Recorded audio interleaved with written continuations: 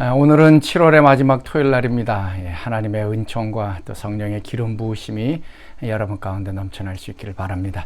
자, 우리가 하나님께 더 가까이 나아갈 때 이 세상에 속해 있던 많은 것들이 이제 떨어져 나가게 됩니다. 우리의 삶의 방향이 하나님으로 향해 갈 때 또 하나님을 기쁘시게 하는 그런 삶이 되어질 것입니다. 자, 오늘 하루도 또 하나님 생각하시면서 믿음으로 사시는 귀한 하루 되시길 바랍니다. 자, 오늘 토요일 날 우리 선교사님 말씀 듣습니다. 자, 오늘은 파키스탄에서 사역하시는 우리 김인영 선교사님 말씀 듣도록 하겠습니다.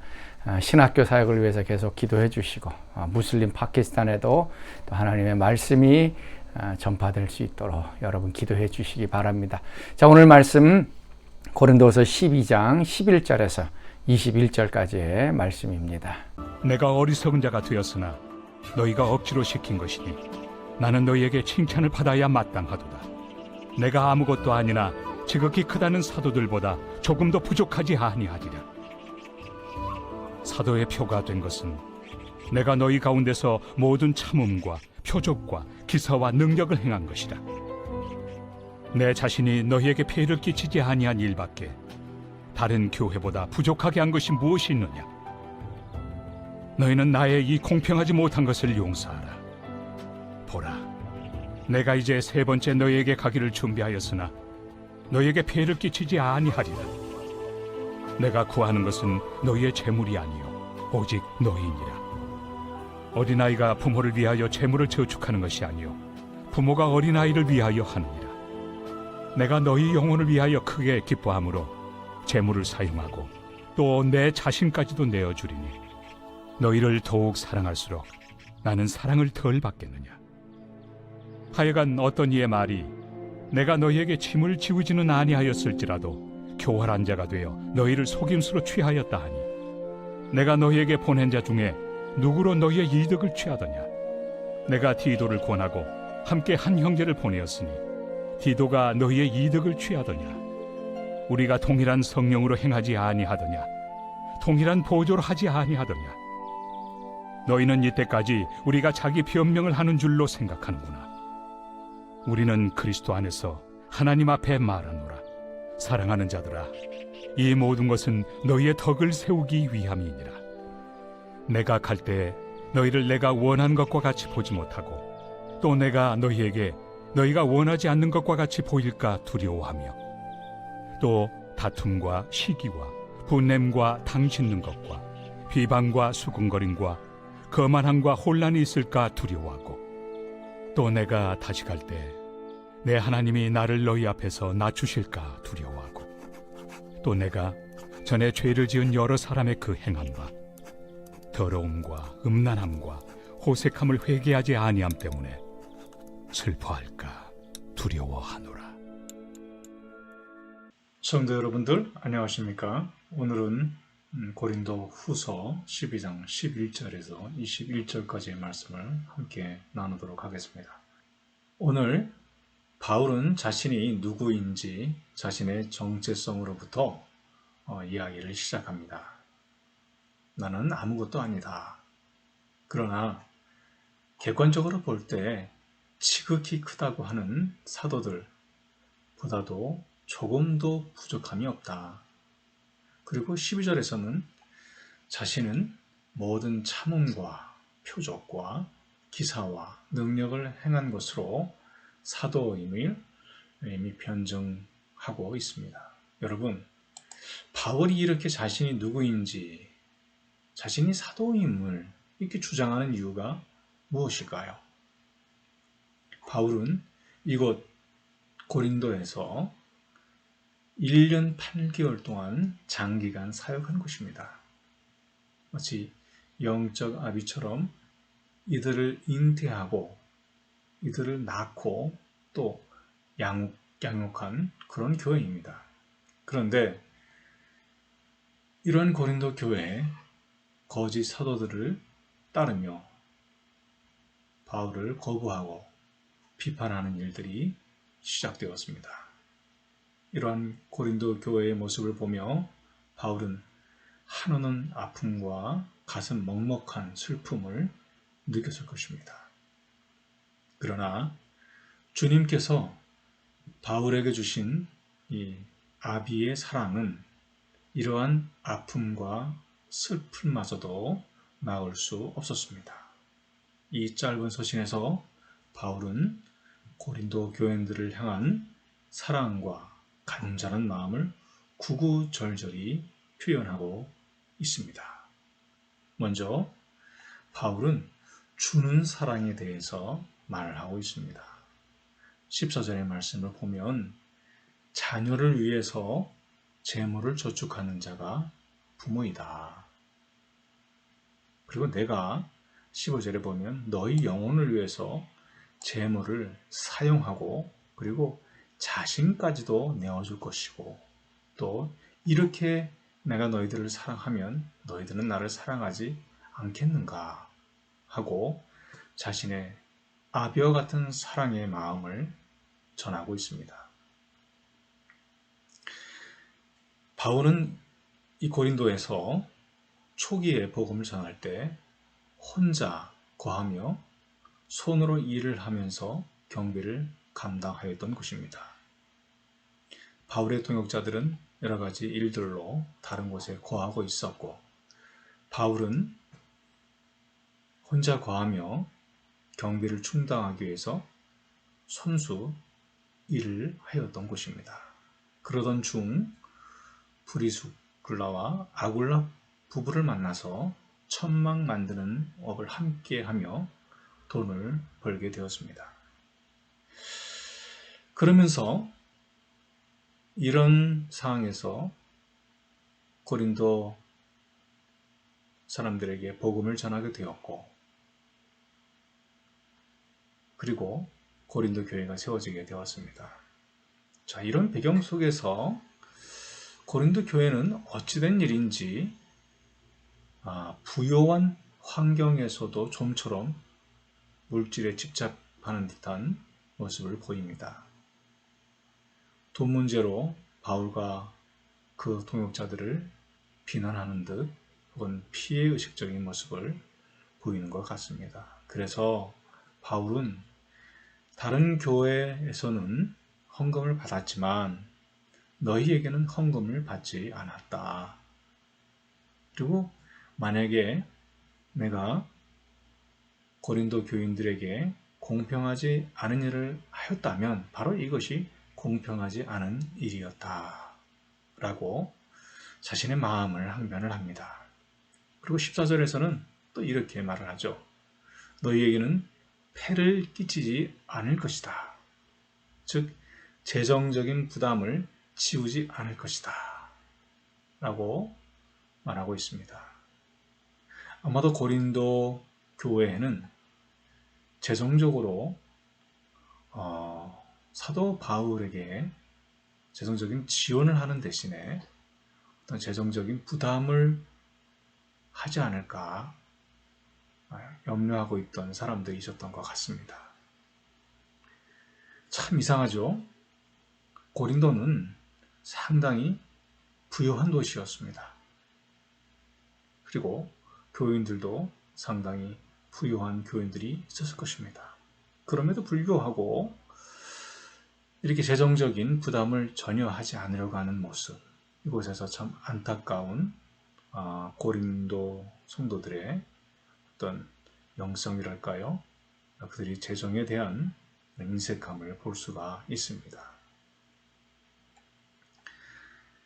사도 바울은 이러한 고린도 교인들에게 부모의 얘기를 꺼내면서 자신은 부모로서 자녀인 너희들에게 재정적으로 공급하는 사람이지 도움을 받는 사람이 아니다 라고 확신시켜 줍니다.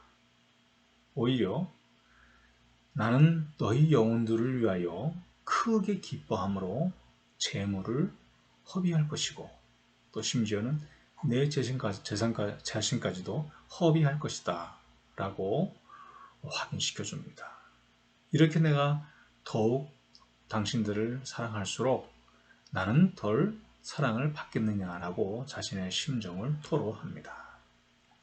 이 바울의 토로 속에는 한편으로는 고린도 교회가 영적으로는 어린 모습, 아직도 받기만 하고 주지 못하는 모습, 그리고 사랑으로 전도하고 양육한 이 바울을 향하여 거부하고 다른 거짓 사도들을 따르는 안타까운 모습을 암시하고 있습니다.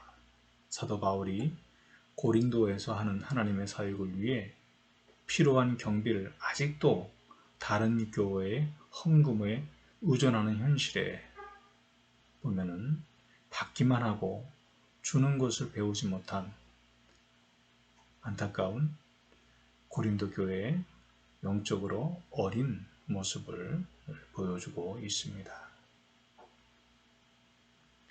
어떻게 보면 사도 바울의 그렇게 큰 사랑을 받았기 때문에, 그리고 가르침을 받았기 때문에 이제는 영적으로 성숙하여서 사도 바울의 마음을 헤아리고 주님의 마음을 헤아려 함께 주님의 사역에 동참하며 재정적으로도 함께 헌신하는 모습을 보여주어야 되지 않겠습니까? 그럼에도 불구하고 고린도 교회는 참 안타깝게도 영적인 어린아이 같은 모습을 보여주고 있습니다. 하지만 이러한 고린도 교인들의 안타까운 모습을 보는 바울의 마음은 여전히 성숙한 아비의 마음이었습니다.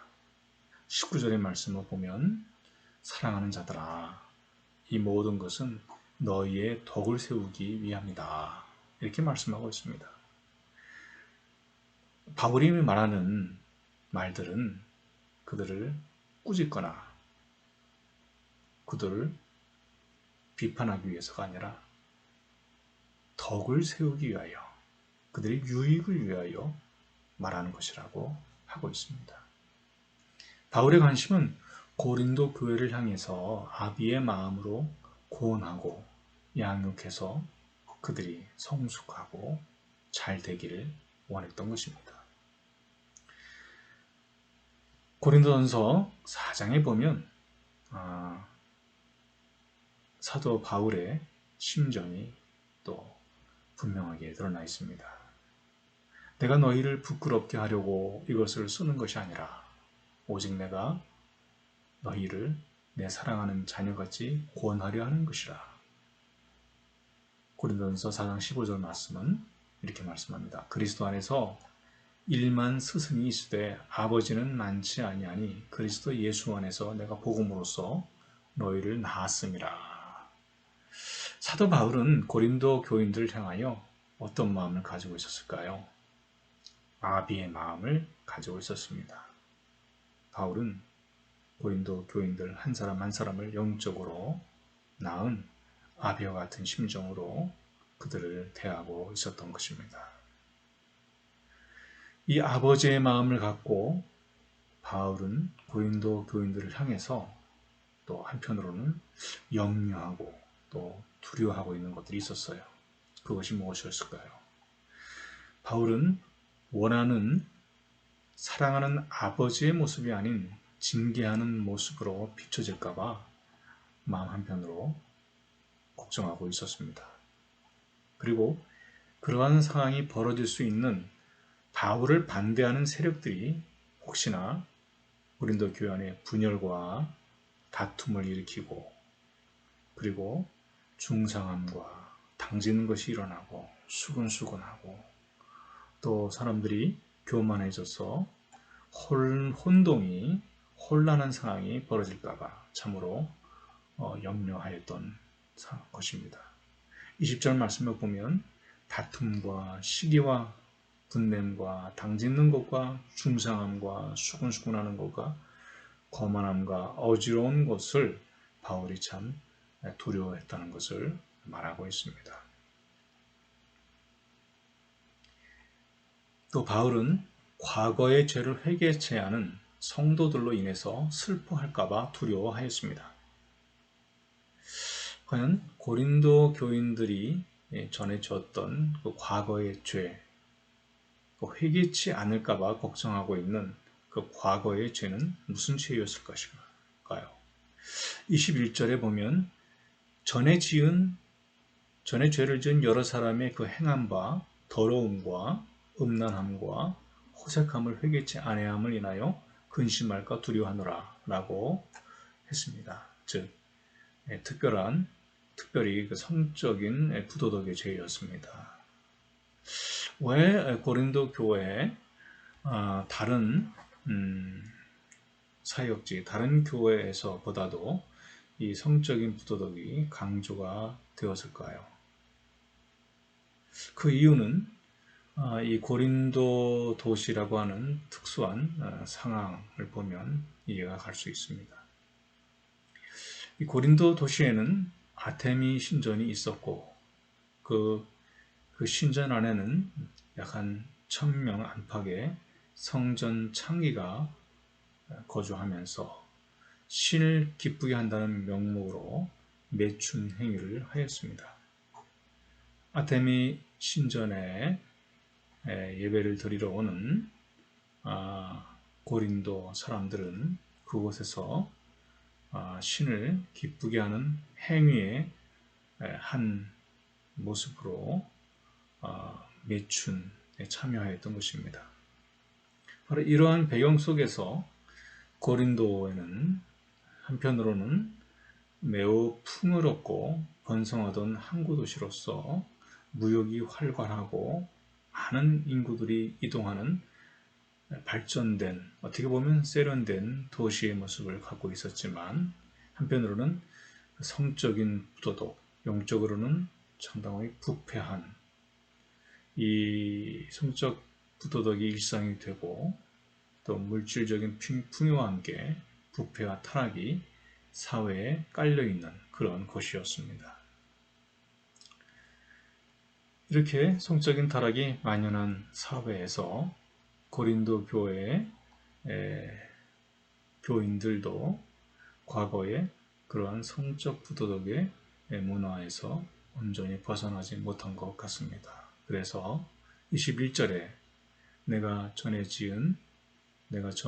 죄를 지은 여러 사람의 그 행한 바, 즉 성적인 죄들을 염려하고 있다고 말하고 있습니다. 바울의 고린도 교회를 향한 바울의 마음은 아비의 마음이었습니다. 간절함이 있고 또 사랑하는 마음이 있고 또 한편으로는 아비의 마음을 가지고 자녀인 고린도 교인들을 향해서 걱정도 하고 염려도 하고 한편으로는 참 걱정되는 그런 일들이 벌어질까봐 두려워하는 그런 마음이 있었습니다. 자녀의 덕을 세우기 위하여 그들의 이익을 위하여 영적인 성장을 위하여 회개로 이끌어야 하는 부모의 마음, 이런 부모의 마음을 갖고 있던 바울은 혹시나 고린도 교인들이 자기를 볼 때 엄한 징계자로만 보지 않을까봐, 그리고 사랑을 보지는 못할까봐 마음 한구석은 매우 조심스러운 상황이었습니다. 바울의 편지를 보면 그러한 조심스러워하는 모습, 간절한 마음이 묻어나 있는 것을 볼 수가 있습니다. 그러나 이런 조심스러운 마음을 가지고서도 바울은 고린도 교인들을 향한 뜨거운 아비의 성숙한 사랑을 가지고 그들을 권하고 있습니다. 그들의 과거의 죄가 그들의 삶을 망가뜨리고 하나님과의 관계와 또 서로의 관계를 손상시키고 교회를 어지럽히고 파괴하지 않을까 걱정하는 마음이 있었습니다. 그것을 보고만 있을 수가 없어 바울은 눈물과 간절함으로 고린도 교인들을 향해 나아가고 있는 것입니다. 우리 주님은 우리를 향해서 사랑하는 아비의 마음으로 우리를 대하고 계십니다. 우리 삶 속에 혹시 주님이 간절한 마음으로 우리를 향해서 돌아오라고, 주님의 그 마음을 좀 알으라고 그렇게 간절한 마음으로 말씀하고 계시지는 않습니까? 그리고 바울처럼 우리도 우리 주변에 주님께서 맡겨진 영혼들을 향해서 아비의 마음으로 대하는 그런 성숙함을 기대하고 계시지는 않을까요? 오늘 말씀은 사도 바울이 고린도 교인들을 향해서 아비의 마음을 갖고 권하는 그런 간절함과 또 염려, 그 사랑, 한편으로는 두려움 묻어있는 그런 말씀이었습니다. 이 말씀 속에서 성령님께서 우리를 향한 그 마음 우리가 좀 느끼고 오늘 하루도 살아갈 수 있으면 좋겠고, 우리 주변에 혹시 주님께서 자녀를 대하듯 우리를 통하여 아비의 마음으로 나아가길 원하는 그런 영혼들이 있는지 기도하며 그렇게 나아갔으면 좋겠습니다. 기도하겠습니다. 사랑하는 주님, 사랑하는 아비의 마음을 가지고 저희들을 대하시고 저희들이 죄로 인해서 삶이 망가질까봐 염려하며 우리를 향해서 뜨거운 사랑을 가지고 준비해 주시고 또 필요를 공급해 주시고 부모처럼 필요를 채워 주시고, 그리고 우리가 죄에서 벗어나 온전한 회개와 또 성숙함으로 나아가길 원하시는 그 마음, 오늘 사도 바울의 편지를 통하여 말씀을 통하여 성령의 그 심정이 우리에게 묻어있는 이 말씀을 통해 우리가 느끼고 그 말씀을, 그 주님의 마음을 말씀을 통하여 느끼고 살아가는 하루가 되어지게 해주시옵소서. 그리고 그 주님의 마음 우리도 품고 영혼들에게 나아갈 수 있도록 우리를 축복하여 주시옵소서. 예수님의 이름으로 기도하옵나이다. 아멘.